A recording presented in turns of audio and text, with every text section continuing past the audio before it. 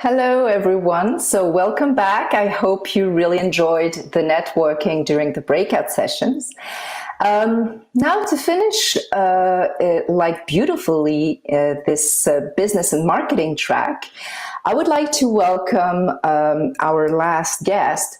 Seth Sivak is the CEO of Proletariat, a 100-person strong independent studio based in Boston that is focused on building innovative multiplayer games.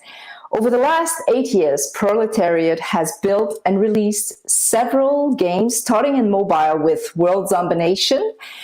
In 2015, I believe it was released, and the most recently releasing Spellbreak in September of 2020. Prior to Proletariat, Seth started in the industry as a game player engineer, but has been a product manager, lead designer, and executive producer on various projects. Welcome, Seth. Thank you so much for being with us. Yeah, thanks for having me. And I really feel like I should start on that very specific point, with that very simple question. Do you think that in order to be a good studio founder and CEO in the game industry, you have to have learned by playing those different roles in your career? What does that interdisciplinarity actually brought to you? Oh, I think it definitely helps. I think it, especially having experience on the production side, I think is really important. Just because I feel producers have to really understand all the ins and outs of I think really great producers do a good job of they don't need to know how everyone does their job, but they need to know like what makes everyone's job easier. And so that's I think a really valuable skill. But it definitely helps. I've done I think everything in games except for sound and art. I'm colorblind, so no one lets me near the art decisions. But I've done almost everything else. So very interesting. So I also, when I was trying to learn more, about Proletariat, this is an anecdote, but really to me it says a lot about the culture of your company. So when we visit your website, actually the team list is in alphabetical order by last name, which actually brings the two co-founders respectively at the half and the end of the list.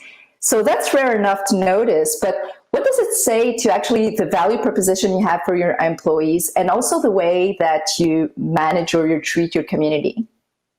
I mean, I think from the employee side and the team side, one of the things we've really always tried to do with Proletariat is ensure that the individuals that are on the team have empowerment and the ability to really own the responsibility for their role. And that usually comes down to everyone at the studio can give each other feedback. I can go to the art director and be like, hey, I don't love that color yellow, but we don't want to have a situation like I want him to own that final decision on what we end up doing. And so we feel strongly that it's important to have that, and that games are an incredibly complicated product to build, and I think it's really important that it's so hard to have any one individual even responsible for a single part of the game, even someone that comes up with a great idea for a character or anything like that. There's so many hands that end up touching that that I think it's really important to recognize that everyone's involved across the entire team, and we really feel like that's an important component to the culture of the studio. As far as the community, we've always focused on making sure that we're engaging with the community early, and that we build a relationship with them around trust and basically trusting them to give us great feedback and having them trust us to try to make the best decisions possible for our games. And that's played out, I think, like both internally with our team and externally with the community. So would you say that actually that community building and engagement work is a co-responsibility or a co-ownership across the company? Yeah, definitely. I mean, we've always focused on one of the early pieces we cared about was treating the audience like a product, and not in a sort of cynical way, but much more that we wanted to invest in the community and the audience very concretely. And we encourage the team, everyone across the team, if they're interested, we give them basically a very limited set of kind of media training and we want them to engage. We want them to, be on Discord with the community, answer questions on Reddit, engage on Twitter. When we had events, like go and talk to fans and players at events face to face.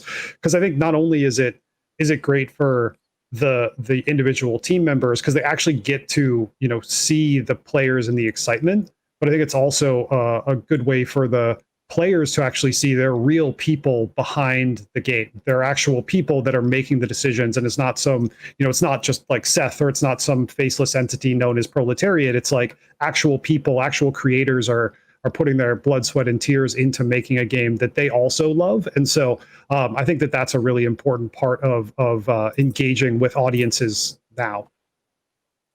Well, I can definitely see, what it can bring the community to have a direct relationship with the creators. But I'm actually very curious and interested in knowing, what does it actually bring to your dev team? Because I guess, when you're developing a game, you're also very focused, on, well, what you have to deliver, obviously. So what do you think that contact, that proximity with the community from the very early stages actually brings to your dev team? Well, I think the engaging with the audience early is really valuable to just see what do they really care about, and to really start to understand what your audience will be. I feel like I feel like games can't really necessarily choose their audiences. It's much more like you're trying to grow a garden. You're hopefully planting some seeds, and you're kind of seeing what takes root. And so you want to be engaging with the audience all along to decide like where are they, what do they really care about in this game? What are the things that are really resonating? Because, we're right a decent number of times when we make guesses on what players will really like, but not 100%. And, and often we can be a lot more wrong than we thought. And I think that it's really valuable to start that communication early, and understanding that when you're dealing with a really small audience, anyone that's willing to jump into a pre-alpha version of Spellbreak back in like 2018 is obviously inevitably like a very hardcore gamer. So you do have to take some of their feedback and direction with a little bit of a grain of salt, but that can still be really valuable to understand, like, what do they really care about? Is it, for us, it was the people really, really cared about the art style for Spellbreak and the core combat, like the idea of spell casting in like an action game, which hadn't really been done much that before, was something that people were so passionate about. And so it was really about discovering how to bring that to a wider and wider audience once we had found a really like something that would really get people to engage. Well, talking about Spellbreak, I mean, so you just alluded, to like bringing it out there like since 2018. So, but how do you actually build that momentum on a day-to-day basis? As far as just like engaging with the audience on the day-to-day, like growing it over time, I think we a lot of it was somewhat, we knew we were an unknown studio building a new IP. And so we wanted to try and get traction as early as we could to build the seeds and the foundation for our community, because that's really what makes a game last long term. And so how can we continue to grow that? And so we kind of felt like it was necessary. We had to do it. And also it was just a constraint because we had a 40 person match size, and we had only like 35 people at the studio. So we couldn't even fill a full lobby without, getting some additional help and community in there. And so that became a really important part. And what we ended up doing is just, again, like building a relationship with this very, core base of players that wanted to play it all the time. And a lot of this was done through Discord. We would engage directly with them. We would run playtests several times a week. And we would just communicate with them and give them an opportunity to play and talk with us. And we, obviously wouldn't take 100% of their feedback, but we would listen and we would chat with them on what we were thinking, the direction we were going. And it was really helpful because it helped us, I think, start to get a good understanding of other players' perspectives on the direction we were taking the game. Seth, I would like to add to what you just said. A question that came out from the audience about the difference or the advantages you would see, or the difference between jumping out on an early access like you did with Spellbreak, versus maintaining a closed beta deployment instead. So, I mean, I think we did. We did kind of 3 different phases, I guess. We had our we had a very closed like pre-alpha time where we had about 150,000 players in it eventually over time, but it started with like 3,000. It just grew. And that was completely under NDA, although it was like kind of like a fake NDA. It was just like a check mark that said like, please don't share this. If you do, we'll ban you. And that was really valuable because it ended up, we could do stuff without people seeing the game for the first time and making a judgment of like, hey, that game doesn't look finished. So we did things during the pre-alpha that were, super gray box, textures and things that we didn't want the world to fully see as to what like Spellbreak was going to become. And that was incredibly valuable. Actually, if I could do it again, I probably would have extended the time period we kind of spent in that sort of NDA block, because it was actually really, really helpful to be able to do that. And you don't have to worry about kind of, trying to put the genie back in the bottle once you release it. And so then we went into a closed version, and we actually ran a closed, pre-launch cycle through an alpha and 2 different beta phases where we basically would only give out keys at set times. And so it was a closed beta. You needed to sign up on our website. And that was, we did that basically from the beginning of 2019 till like almost through our launch back in September. And that was good, but we let people stream and share and do everything. And at that point, you're basically available. We weren't available for free everywhere, which we eventually did in September, but people can see the game and start to make judgments. We would have people that would be like, hey, didn't this game come out 5 years ago when we launched? Because we were available so early.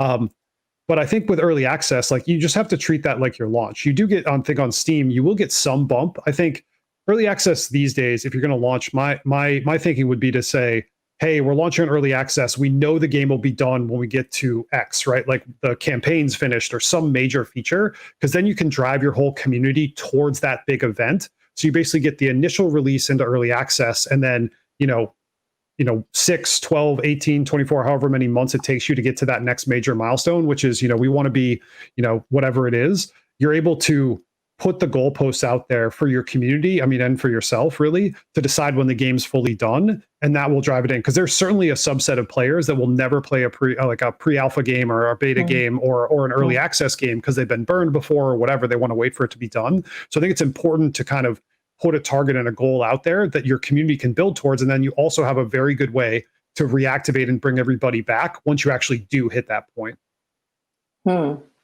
It's interesting because in the previous panel, we also had an intervention, about someone say, okay, but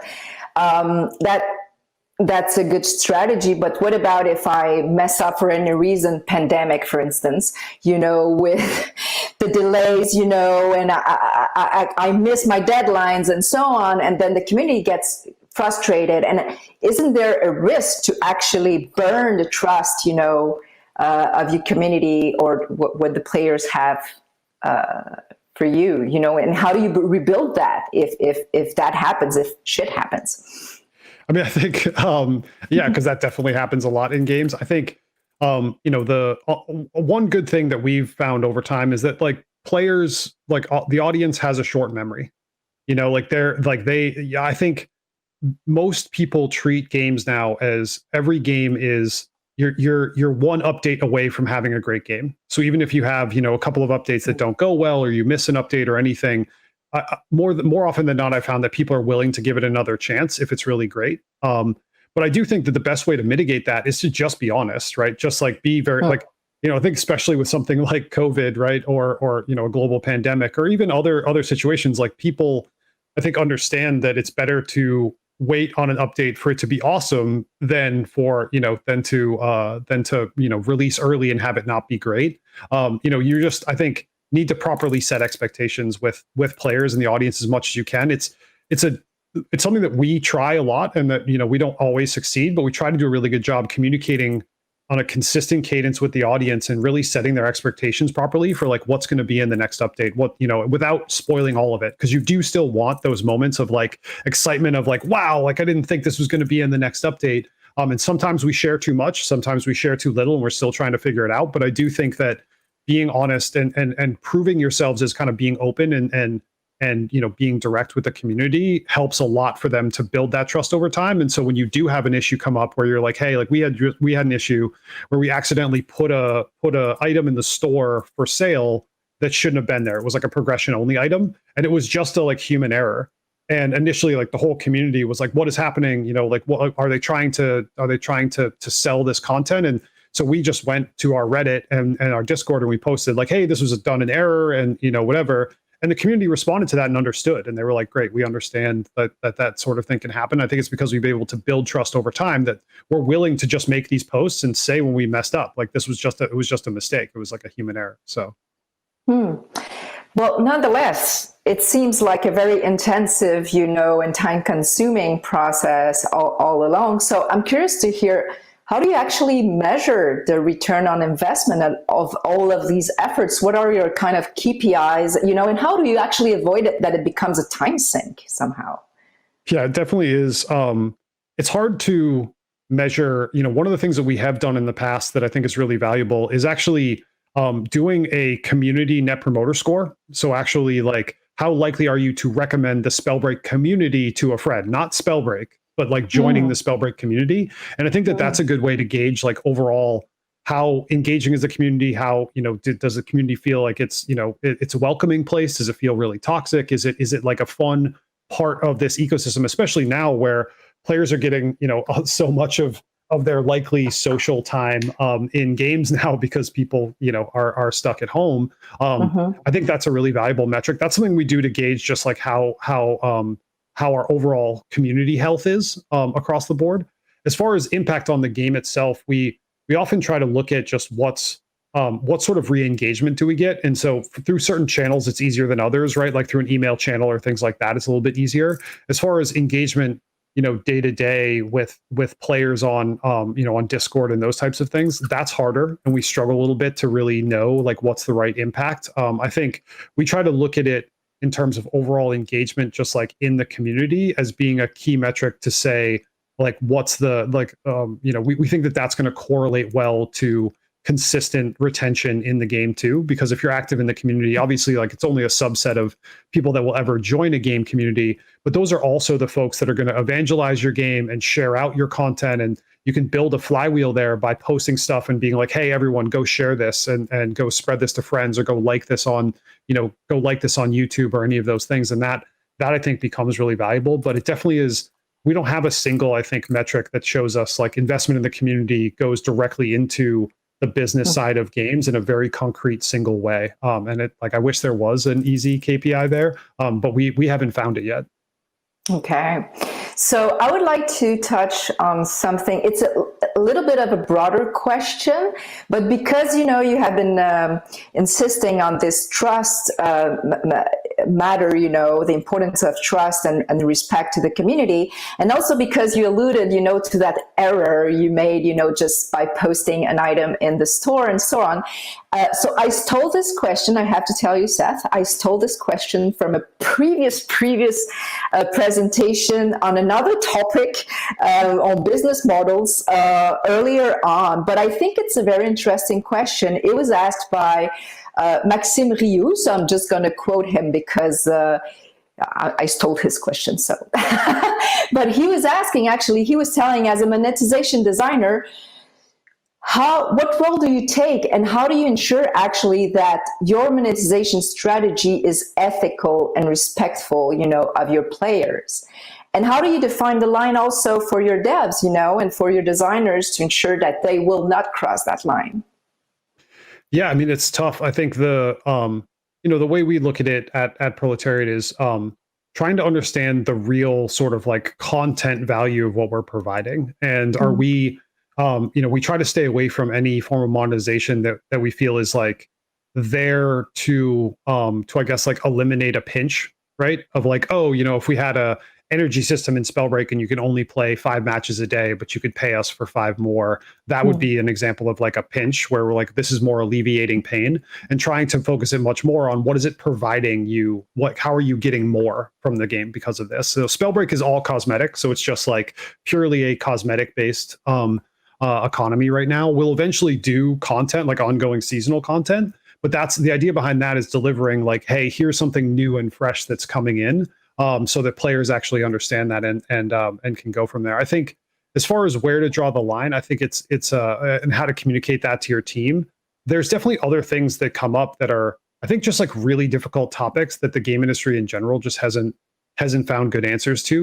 We've talked about this a bunch where, if we see in our data, which we haven't seen, but if we see, say, only male characters sell, does that mean that we should only make male characters and sell them, right? And like we haven't seen that in Spellbreak. Female characters actually do better, but in general, like we've talked about what's the impact of the data if you start to go in that direction. Do you make a less inclusive game, right? Do you end up making some of these decisions because of what the actual monetization is telling you? And so I think that it's at some point you have to it comes back to the culture inside of your studio and what you value, and also like what you value for your game, like how you want players to look at your game and define it. And so that's the way we think about it now. And for us, it's really about how do we provide more? How can you can have a great experience for free, and then like how can we provide you more? So if it feels like you don't actually have that experience, you're not getting an amazing experience for free, then I think we haven't provided enough. I could have tell you about the witches, I know they're for sure, they do better. I will sprinkle a question that came through the Q&A thread. So Vincent is asking, you were quite active on the video event circuit. So what advice could you give for people needing to showcase the game during a non-physical event?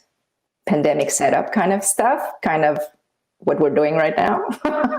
Yeah, I mean, I think it's really hard to actually the virtual events. I think for individual games and stuff, it's hard to get those connections and actually reach customers right now, right? It's hard to reach like players. Like you don't have a consumer audience going to PAX East, in Boston. 100,000 people, right, going through there. And so I think it's really difficult to do that right now. I don't know. We haven't found a great like replacement for that yet. I think that one of the things that I would say is that there are sometimes opportunities to just start small with some of these things. So there are a few creators like on the YouTube side and on the Twitch side that actually are just interested in, talking to indie devs and and seeing indie games and things like that. And so that can be a good avenue. I've seen some success from folks that actually just reach out to some of these people and just be like, hey, like I would like some feedback on this. And there's a whole handful of them that you could do. And that starts to get a little bit of a flywheel going as far as, this is a very targeted audience, right? It's relatively small, but it can be a way to kind of try to get some more,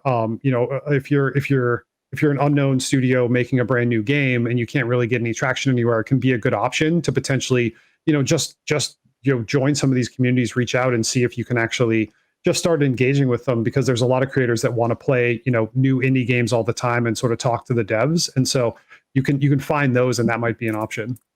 Very interesting. So just maybe to continue on that thread, of maybe also know and hear about what you see that is upcoming right now. Of course, provided the pandemic, but maybe in general as well. We know community management has become such an essential part of video game industry, especially with the game as a service model. But so to you, Seth, what's coming up next? In terms of the types of relationships that studios need to develop with those communities.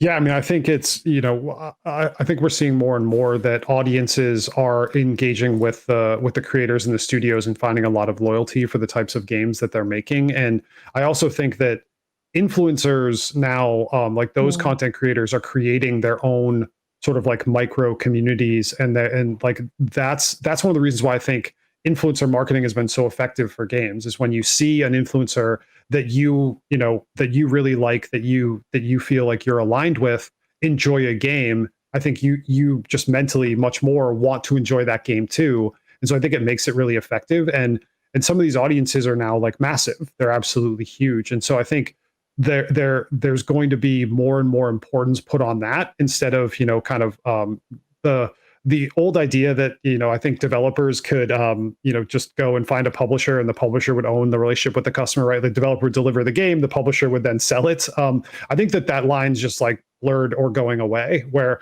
the developers more and more need to be engaging with their audience because, you know, these games are becoming much more of a living thing that needs, like, that has ongoing attention and an ongoing conversation with the community. And I think even more so, oftentimes that is through the engaged influencers that are into the game, right? Or like, it doesn't have to be just like, you know, Twitch streamers. It could be also, you know, the most popular folks in your own community, right? Like the mods of your Reddit, right? Those types of things I think are really important to start looking at them as how are you building those relationships? Because those people are incredibly valuable as I think allies as you continue to build your studio and your games. Yeah, and for sure, I mean, and the need for social, the craving for social contact and communication will certainly not be decreasing. So maybe just to wrap up on this, I wish we had more time, but unfortunately, I'm stuck with a clock here. But you've been very generous over the years, Seth, also in sharing, you know, your wealth of experience and knowledge, you know, with and through your blog and YouTube videos and so on. And I was reading the 12 growth lessons from Spellbreak, and I don't want you to give us 12 growth lessons, but if you would have to transfer or write a blog about growth lessons for smaller dev studios or, you know, newly created dev studios, what would that be? I think, you know, there's a couple of things, especially if you're just starting out, that I think are really important to consider. One of them is you know, probably the biggest lesson that I would say that helped me when we started Proletariat 8 years ago was to find great mentors. I think that's absolutely critical, and it will unlock a lot of you know, a lot of help. And I feel like when we started Proletariat, when I was going to be the CEO for the first time, and then I had these other co-founders that had all been doing their jobs for like 10 plus years and were amazing at them. And I was like, I've never done the CEO job before. I have no idea what I'm doing. And so I didn't even know the right questions to ask. I just, like, you know, contacted anyone I knew that had either started a tech startup or a game studio, or I got, you know, friends to intro me or anything I could. And it would just ask them questions. I didn't even know the right questions to ask. It was just like, you know, tell me your story. And I just tried to put together, you know, you're never going to be able to take their advice verbatim, but at least you can understand their thought process and you'll start to align things in your head. So I think definitely finding great mentors is really important. And I can't stress enough, like, the other piece, which is just you need an amazing team. Like, think about it for the long term, and, you know, things are going to be great for a while and things are going to be not great for a while, and make sure you enjoy it. You know, life's short, so you can only make so many games. So, like, make sure you're making games that you really want to make with people that you really want to make them with. And I think if you're doing that stuff, I think it'd be really helpful to, as you start out in this you know, building a studio, and those, I think those are a great place to start. Well, Seth, that is a great advice for sure. There's no way we can create a fantastic, great game alone. So unfortunately, I have to stop here because we've came to an end to our conversation. But thank you so much for your time, for being with us. And hopefully we'll see you in Montreal soon enough. Yeah, I hope so. Thank you very much. Take care. Bye. So I hope you enjoyed this business and marketing track as much as I did. We've heard a lot of insights today and good advices from Haley, from Zach, from Rebecca, Richard, and Seth. So for me, the key takeaways would be to, and although it was hard to choose, I must say, but I would say if I had to recap something here, I would say start small, but start now. That's what I've heard a lot today. You know, think community building from the very, very early stages of game design and involve your marketing collaborators as early as possible in the process. It also means crafting a nucleus, you know, a very core group of very passionate followers from the very beginning, because they are the one who will become your best ambassadors and advocates whenever you're ready to launch. I would also say that game Specific communities are important, of course, but core communities, that you can leverage for discoverability of your projects and products, and cross-pollination across your catalog of games, is also an important part of the strategy. I would also say, based on what I've heard from our guests this afternoon, that the best way to manage toxicity among the community members is not to respond to toxicity, but instead rely and trust your community members that they can self-regulate, and to self-censor if necessary. But the best way also to ensure toxicity-free games is to do it by design, which means, as Richard told us, to ensure that your games are as inclusive and accessible as possible from the get-go. And finally, I would just say, and based on the conversation we just had with Seth, that community focus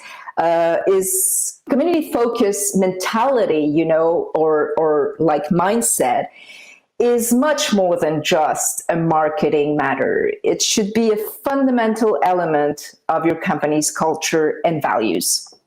So that's the final words for me. I thank you for attending this track.